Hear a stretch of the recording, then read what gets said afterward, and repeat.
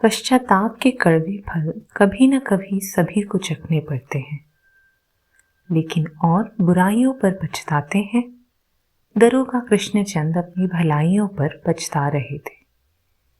उन्हें थानेदारी करते हुए 25 वर्ष हो गए, लेकिन उन्होंने अपनी नीयत को कभी बिगड़ने ना दिया था।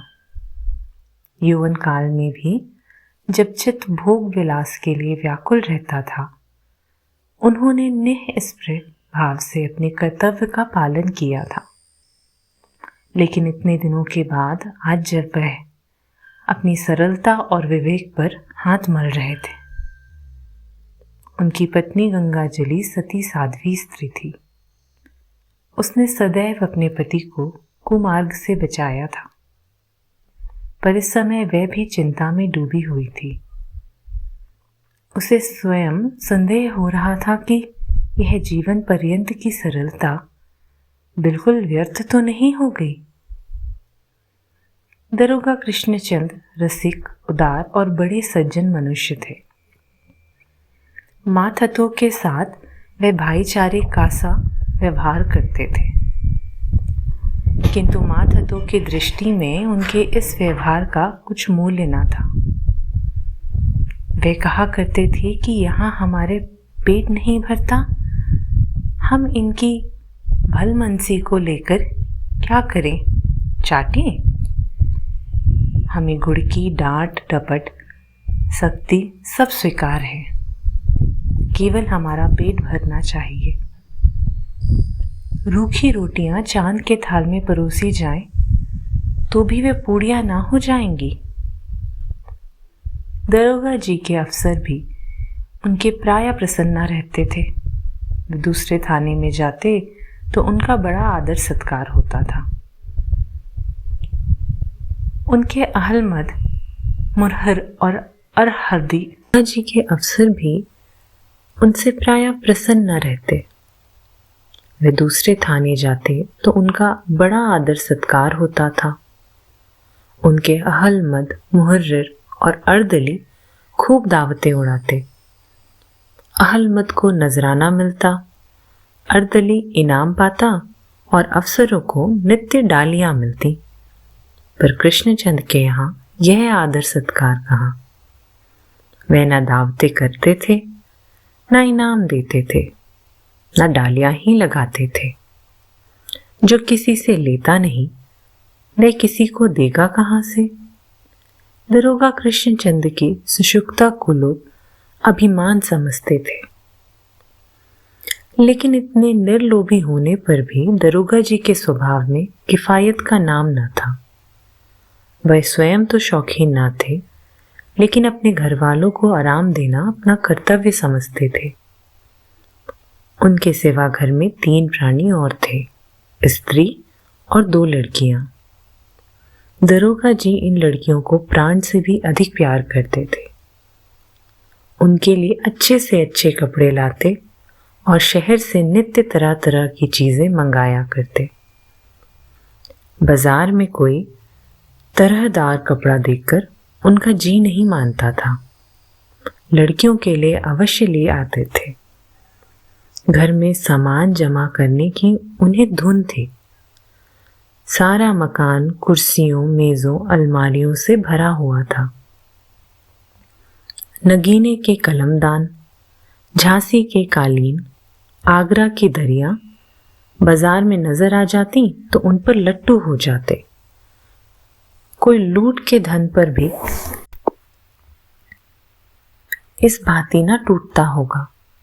लड़कियों को पढ़ाने और सीना पिरोना सिखाने के लिए उन्होंने एक ईसाई लेडी रख रखी थी।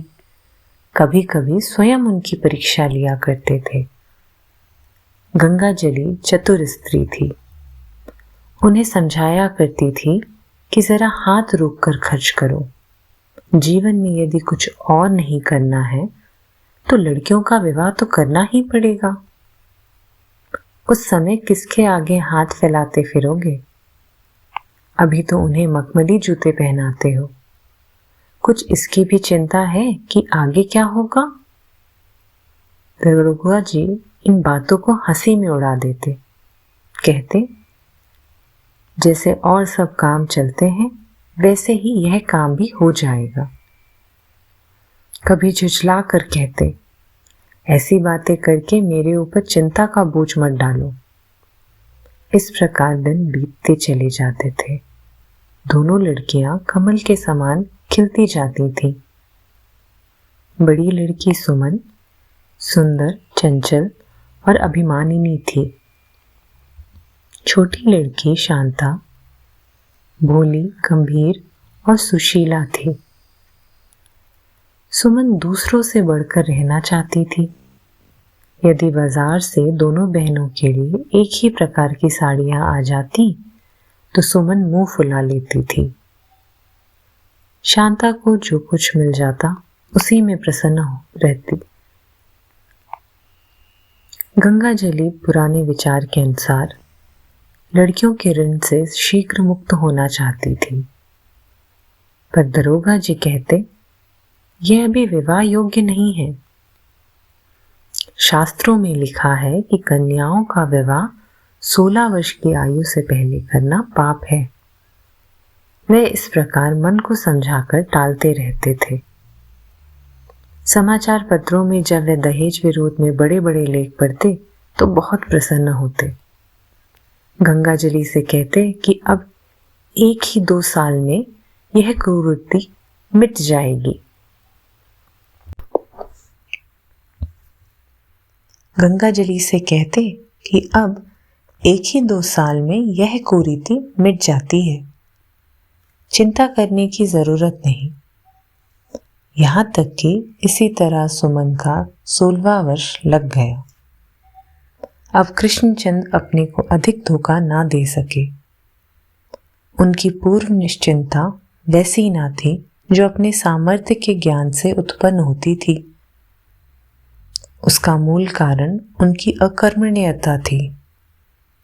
उस पथिक की भांति जो दिन भर किसी वृक्ष के छांव के नीचे आराम से सोने के बाद संध्या को उठे और सामने एक ऊंचा पहाड़ देखकर हिम्मत हार बैठे।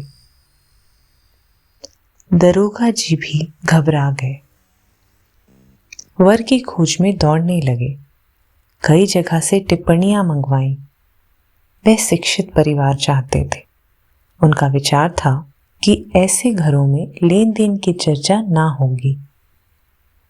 पर उन्हें यह देखकर बड़ा आश्चर्य हुआ कि वरों का मूल उनकी शिक्षा के आधार पर है। राशि वर्ग ठीक हो जाने पर जब लेन देन की बात होने लगती तब कृष्णचंद की आंख के सामने अंधेरा छा जाता था। कोई 4,000 सुनाता, कोई 5,000 और कोई इससे भी और अधिक बढ़ जाता। बेचारे निराश होकर लौट आते। आज 6 महीने से दरोगा जी इसी चिंता में पड़े हुए हैं। बुद्धि कुछ काम नहीं करती। इसमें संदेह नहीं कि शिक्षित सज्जनों को उनसे सहानुभूति थी, पर वह एक न एक ऐसे पख निकाल देते थे कि दरोगा जी को निरुत्तर हो जाना पड़ता था। एक सज्जन ने कहा, महाशय, मैं स्वयं इस कुप्रथा के जानी दुश्मन हूं, लेकिन क्या करूं?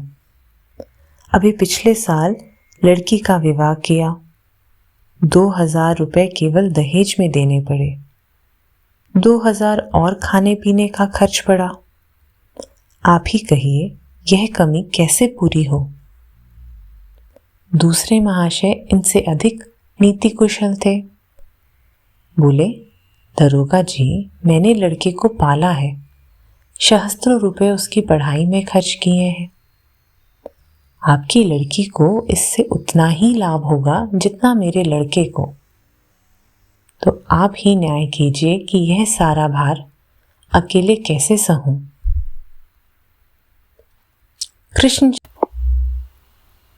कृष्णचंद को अपनी ईमानदारी और सच्चाई पर पश्चाताप होने लगा। अपनी निस्पृहता पर भी उन्हें जो घमंड था वह टूट गया। वह सोच रहे थे कि यदि मैं पाप से न डरता तो आज मुझे यूं ठोकरों की न खानी पड़ती। इस समय दोनों स्त्री पुरुष चिंता में डूबे बैठे थे। बड़ी देर के बाद कृष्णचंद बोले, देख लिया, संसार में सन्मार्ग पर चलने का यह फल होता है। यदि आज मैंने लोगों को लूटकर अपना घर भर लिया होता तो लोग मुझसे संबंध करना अपना सौभाग्य समझते। नहीं तो कोई सीधे मुंह बात नहीं करता है। परमात्मा के दरबार में यह न्याय होता है।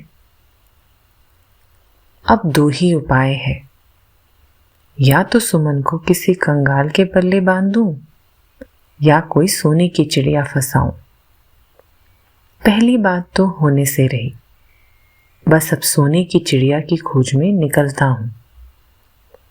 धर्म का मजा चख लिया, सुनीति का हाल भी देख चुका।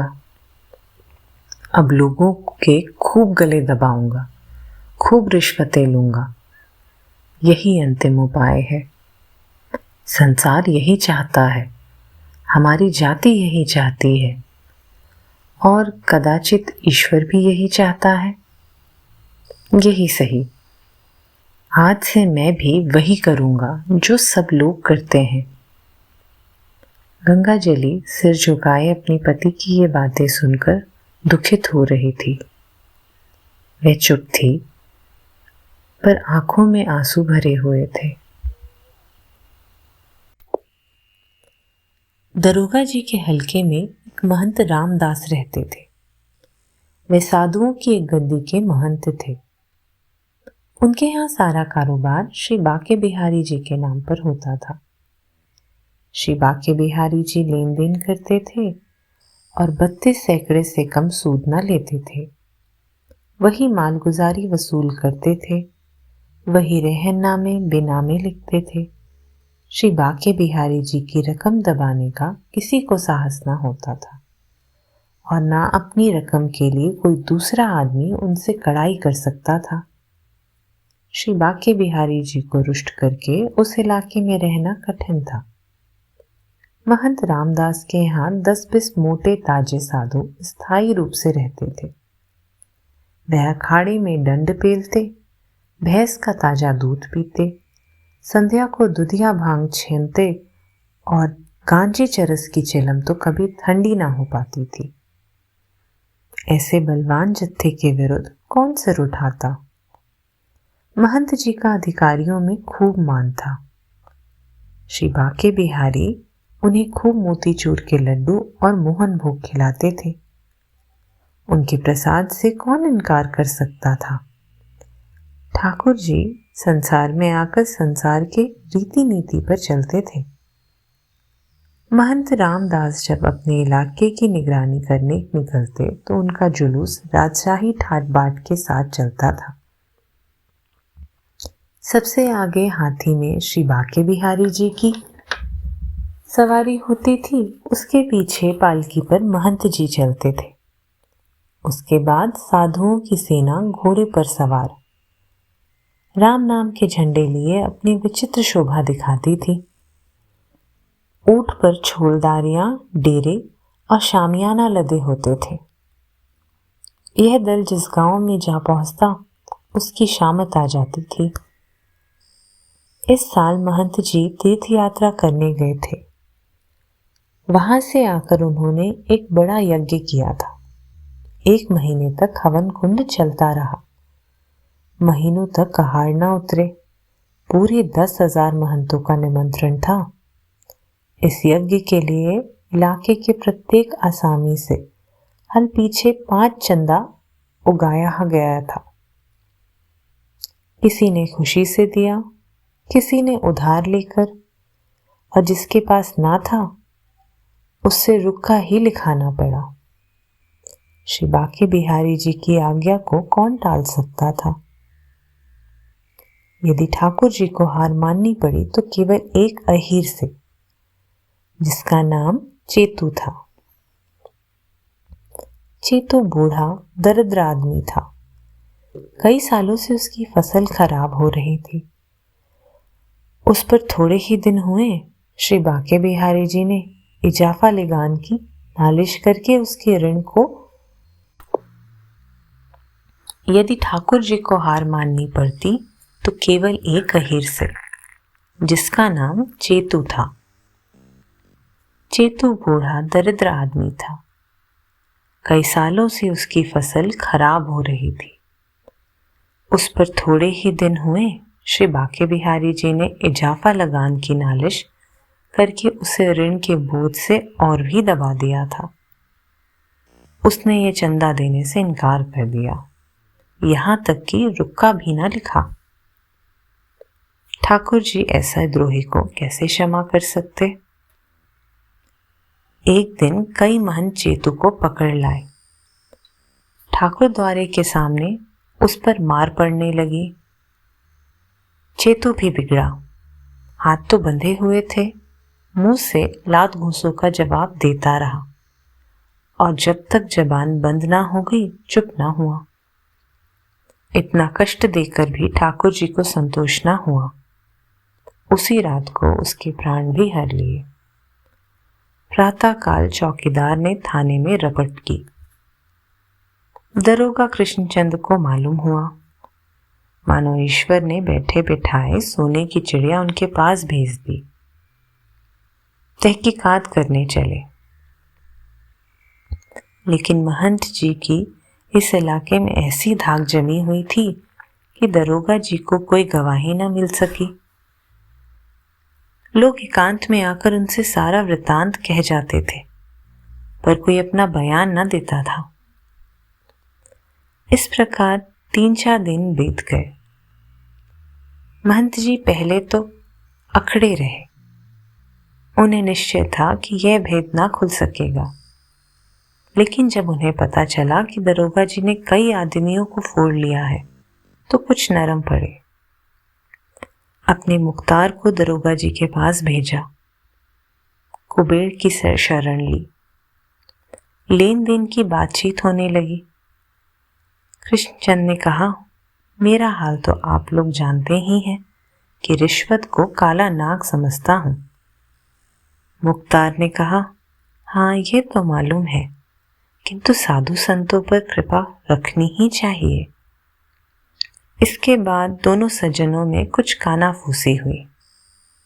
मुख्तार ने कहा, नहीं सरकार, 5,000 बहुत होते हैं।